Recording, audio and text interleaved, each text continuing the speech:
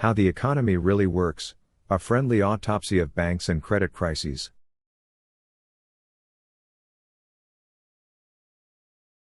1. Banks and borrowing. At its core, a bank is a professional middleman. It takes your dollar, gives you a receipt called a balance, and promises that your dollar is safe. They pay you some interest. Then they quietly claw it back with fees. So what does that actually mean? It means you're paying for the privilege of lending them your own money. The trick is that banks don't just sit on it. They lend it out to businesses and households at a higher rate. That spread is their lifeblood. Footnote. Banks profit by charging more in interest than they pay out, while layering fees on depositors. 2. Money creates more money. Here's where things get dizzy. Banks don't just lend what they have. They lend against the promise of tomorrow's income. Think of it like a magician pulling scarves from an empty hat.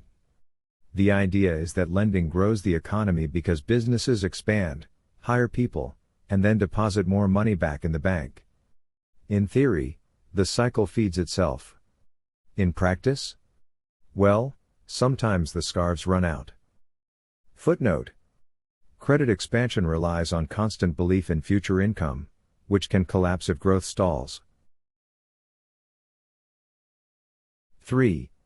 Spending without affording. Old wisdom said, buy what you can afford. Modern finance laughs at that. You don't need to afford the thing. You just need to afford the interest. Houses, cars, shiny gadgets, if you can keep up with payments, you're in the game. And if you can't? That's why interest rates climb higher when lenders sense risk. Problem is, advertising convinces people they need what they don't.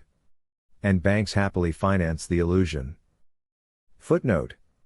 Debt culture shifts focus from affording assets to merely affording interest payments. 4.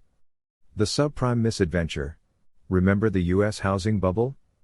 Banks thought they were spreading risk by buying into international markets.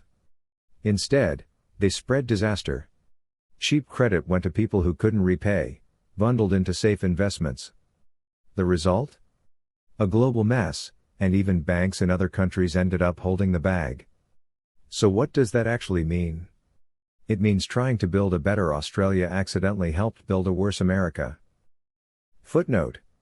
Subprime lending showed how interconnected finance can turn local bad loans into global crises. 5. The bailout plea. When the system buckled, banks demanded a transfusion, hundreds of billions of taxpayer dollars. They compared the economy to a body that needs blood. Without new injections of cash, they warned, the patient dies. The catch? The blood they lost was ours to begin with. And suddenly, mom's rule, don't let him play with your stuff seems like sound fiscal policy. Footnote. Bailouts reveal the irony of private gains and public losses when banks mismanage risk.